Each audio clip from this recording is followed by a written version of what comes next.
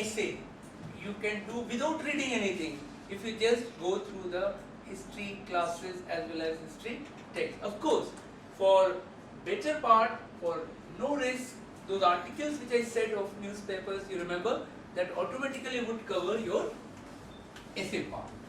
Now, another very important exam is your prelims. In prelims, general studies is now decisive, as you know, CSAT is just रस्म है, एक फर्ज अदायगी है कि आप बैठ जाना उसमें, and most of you would clear also. Am I right? 100 question for 200 marks, you all know that. Out of 100, in the last 7 years, since 2011, 16 to 22 questions they are asking from history.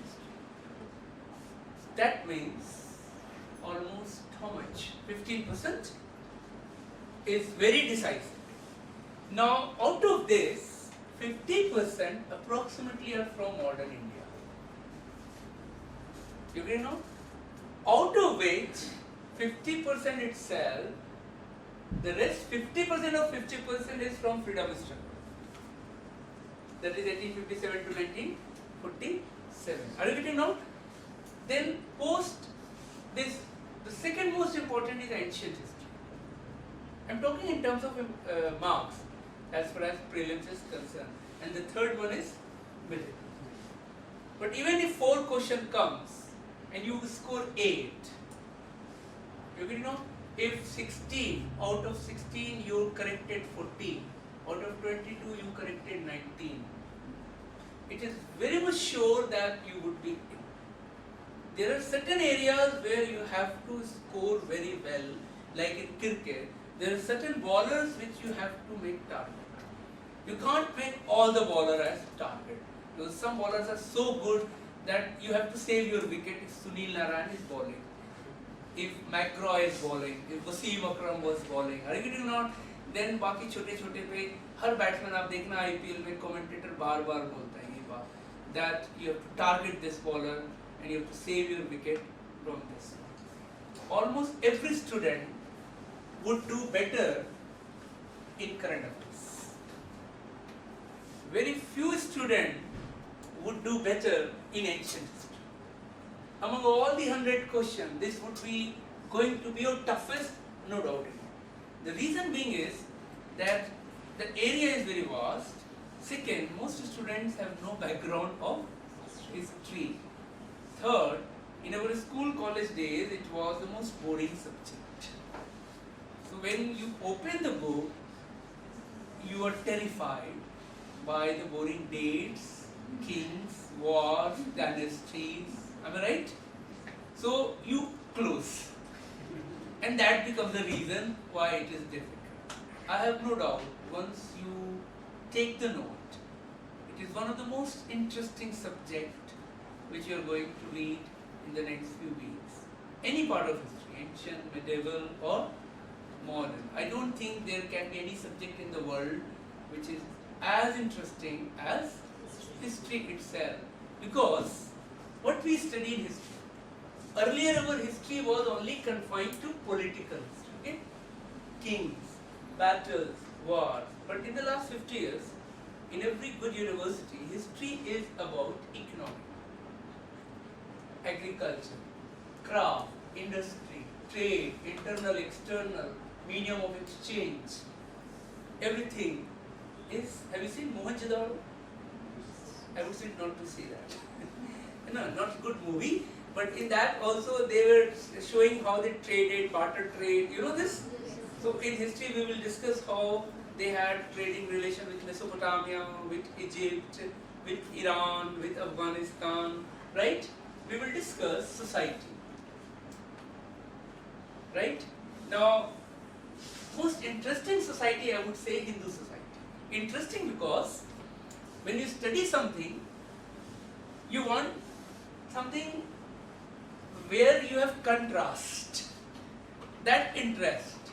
Though it is unfortunate also because you have hierarchy, one is Brahman at top and Dalit and untouchables at bottom.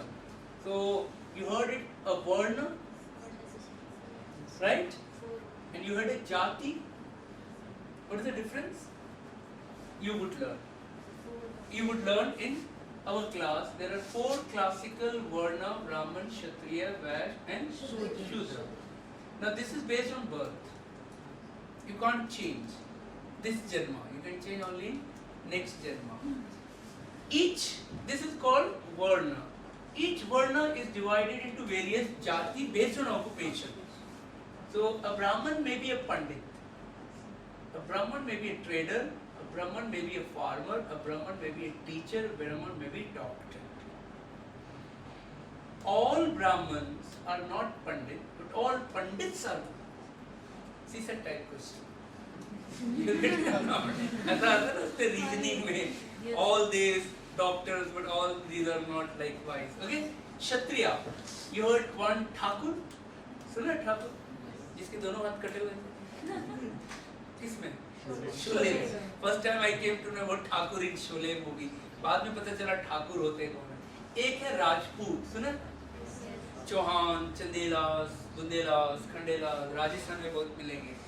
Now both are claiming themselves Kshatriya. They claim original Kshatriya and they say they are correspondent Kshatriya. That means they are not original. They have acquired the status of Kshatriya. You know Rajnath Singh, BJP leader, he is Thakur. You know Amar Singh, Samajwadi leader, he is Thakur. You heard Arjun Singh, the former Congress chief minister, he was Thakur. Are you not? And the Thakur take great pride in claiming we were original Kshatriya. Rajputs are not original Kshatriya. You heard this Agarwal sweet, Gupta ji, you have Bania, as Mahatma Gandhi was Bania. These are all, Kejriwal is also Bania. So these are all who? Vash. Then you have lot of Yadav, OBC, you know this? They are under Shudras. Below Shudras were untouchables. Like B.R. Ambedkar, like Mayawati, like Ram Vilas Paswan, like many more. These are below Shudra. From where it originated? How they function? What were their problems? We all are going to discuss in society of ancient, society of modern, and how in 19th century first time the lower caste people challenged the dominance of upper caste. And how Jyotiba Phule to B.R. Ambedkar to Mayawati, the rise of these Dalit movement. It's very interesting rise, and some of those stories are so fantastic that you would be surprised to read. I read last year in Bangalore, in the local edition of Indian Express, the story of a Dalit billionaire. Are you know? He's a big rich man now, big industrialist. So his interview was so interesting that the moment I read headline, I had to read it. And what was in headline? That what was his dream when he was in college? Okay, very ordinary family. He said, my dream was to own a BMW car. I said, this is not a new dream, this is हम सबका होता है. लेकिन जो second line था, that attracted me to read that. You know what was his dream? He's Dalit, I told you, of this strata. He said, my dream is to have a BMW car and have a Brahmin driver. I was shocked while I read, ऐसा कौन सा dream होता है यार इंसान का, है ना? अगर वो बोलता, I had a dream of BMW car and Priyanka Chopra as my driver, तो भी समझ आता. It is not. Because I read it about Colonel Gaddafi, you heard his name? He died in Libya. So Colonel Gaddafi का lifestyle बड़ा famous था. And once I was a great reader of international politics, तो उसका पढ़ता था. So when he was at his peak of power in the late 90s and early 90s, उसके 100 bodyguards सब के सब female. And all motorcycle pairs, most the bold and beautiful girls of Libya were recruited. बस दो ही जगह का मैंने देखा most beautiful girls at one place. One is Colonel Gaddafi and one is Vijay Mallya party. I get it or not? इसका calendar भी बड़ा मशहूर हुआ. I'm just telling you, my job is to enhance your general knowledge. So when I read about this man interview, and then he narrated his story that what went wrong with his family and why he had this dream. So at the end it was written, now he has BMW and his driver is a Brahmin. You're getting this point or not? So every day while sitting behind and seeing a Brahman driver, he must be telling to his mind, you're getting my point. Now this is true about women. For 4,000 plus years, Indian women, perhaps the only country in the world, and I can tell with all my experience and interaction with some of the great sociologists of India, historians of India, that there are two things which you have to understand. One is atrocities committed on women, and one is discrimination against women. Discrimination is global.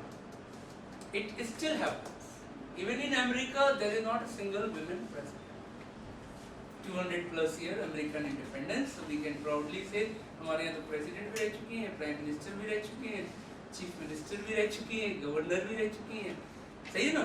SBI की chief अभी governor female ही है, you know this? And बहुत सारे police commissioner अभी अहमदाबाद की सुनते हैं women हो गई है, और भी बहुत सारे state की हो गई, so we have all female heads. Pakistan had, Bangladesh had, Sri Lanka had, that means subcontinent में अमेरिका से ना. But atrocity is unique to subcontinent. पूरे यूरोप में सती नहीं मिलता, अमेरिका में नहीं मिलता, अरब्स में नहीं मिलता, चाइना में नहीं मिलता. Have you noticed this? And whatever they had problem like female infanticide, it was in medieval Europe, ancient Arabs, not in medieval and modern Arabs. The kind of physical atrocities which Indian women has to go on daily basis in different parts of the country, reported, unreported, or if it is not, is nowhere in the world. So what went wrong? How many types of movement we have seen in history related to women? Why 19th century is so important for women in India? How Mahatma Gandhi succeeded in bringing large number of women in public life? How the makers of constitution were so enlightened that they gave Article 14, 15 to women, and because of this 15 now you have reservation in Panchayat. Because of this now you have front metro bogie exclusively for women. मालूम है ना? और उसके ठीक पहले वाला bogie में बहुत भीड़ होती है. Okay. Anyway, that I have seen in Delhi and Bombay both. But this reservation comes from Article 15. How Article 21, right to life, is also right to live with dignity and privacy, is to ensure the life of women. This is very interesting. So now the women in India or a young girl can proudly say, you know what? Why shall boys have all the fun? Who says it? Alia Bhatt, latest, Priyanka Chopra Purani. So all I'm saying is that a woman today can take a decision. She is called empowered. So what went wrong in medieval and ancient time, and what went in her favor, that Indian women are progressing in different walks of life.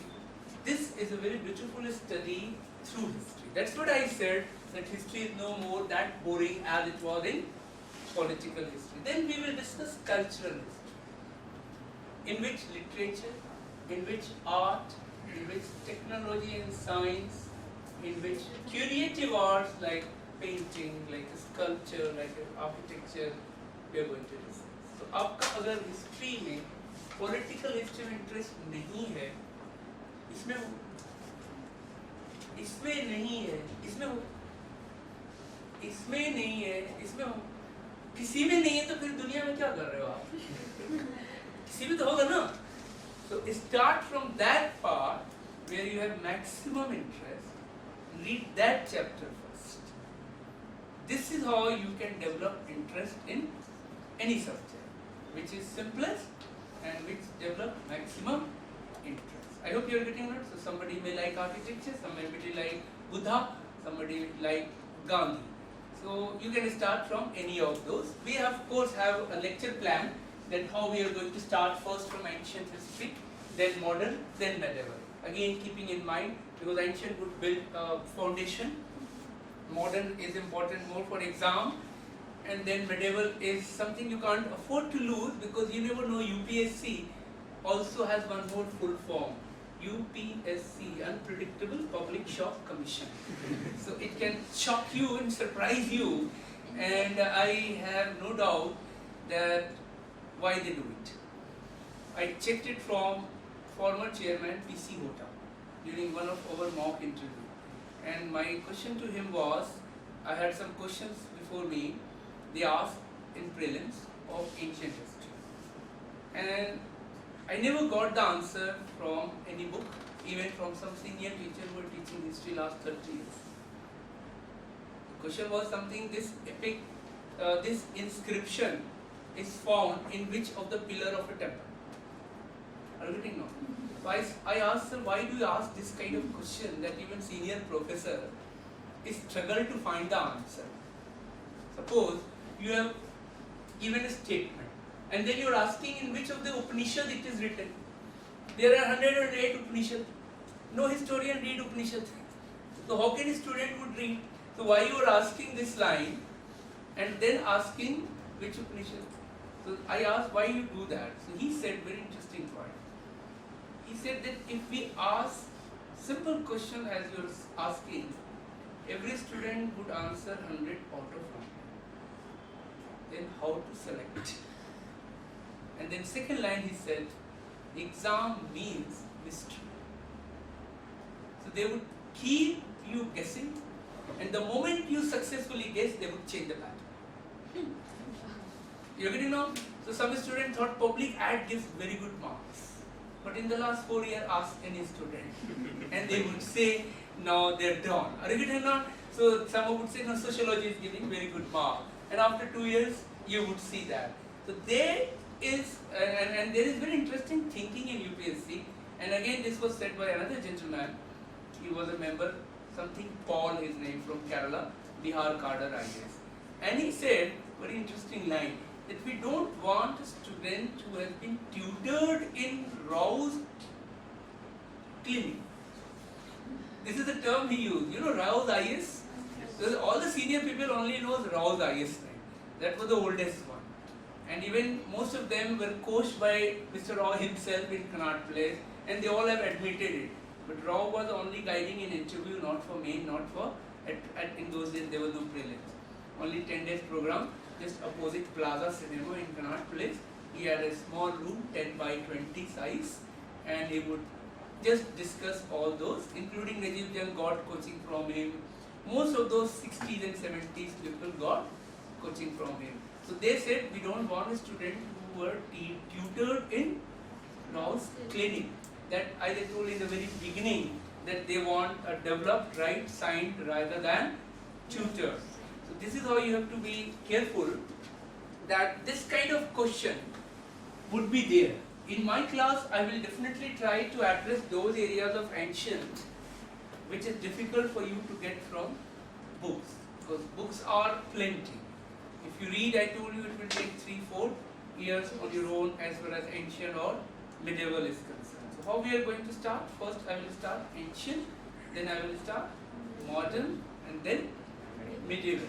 And our target is both main and objective type questions, right? Then once we finish a certain unit, say first, second or third unit, you are in a comfortable position to write test, right? Both objective and subjective test. So we have a team, and those who have written themselves main interview, we guide them how to make questions, and we have plenty of question bank also, which we have ourselves prepared. So all you have to go through, let's suppose you read Indus Valley Civilization, Vedic culture and Jainism, 3 topics. Then you got class notes, say in 10-12 pages. Then you got one standard textbook written by eminent historian like R.S. Sharma, like Romila Thapar, D.N. Jha, any great historian. Once you read the best of the best, you are dead sure about 2 things: factually correctness and interpretation. You get my point? Because history is dependent upon these 2 things. How much correct correctness your fact is, and two, how well and scientifically and objectively interpretation given by a historian. And that would determine the final success rate. Third is study material, which we have already printed. You would get, the idea of this study material is that it is in one house, 20 different sources. And it is a work of last many years by many coaching institutes. There is no copyright in India, so everybody is lifting the other one. Are you getting or not? I prepared for 2 coaching institutes study material in the late 90s, and they paid handsomely. And then I realized that the same material 3 more coaching institutes are using. What they do, they just change the first 4 line, last 4 line. Are you getting not? And then the rest they keep the same. So no country in the world has violated as much copyright as in India, whether movie, whether songs, or whether any books, etc. So this study material is good only when you have read this, you have read this. If you are starting from here, there is a danger. It is like you are building your house with sand. With this, your building is on pillars, strong pillars. So this would help in revision. This would help in compartmentalizing. Only say the administration under one box, only say currency in one box, only say a book in one box. So that is why study material is good. I hope it is clear. Beyond this, I would not suggest to read anything in ancient, anything in medieval, anything in modern. All you have to do is read it 3, 4, 5 times. Your study, you must divide. Suppose you are studying 12 hours a day. You should divide it into like this. Initially, the first 4, 5 months, like 8 hours for reading, 2 hours for revision, 2 hours for writing, both oral and objective. You are getting subjective and objective. After few months, when you have read sufficient books, articles, as well as study material, this should be reduced to 6, and this should increase to 3, this should increase to 3. After few further, this should reduce to 4, this 4, this 4. After further few, this should be this,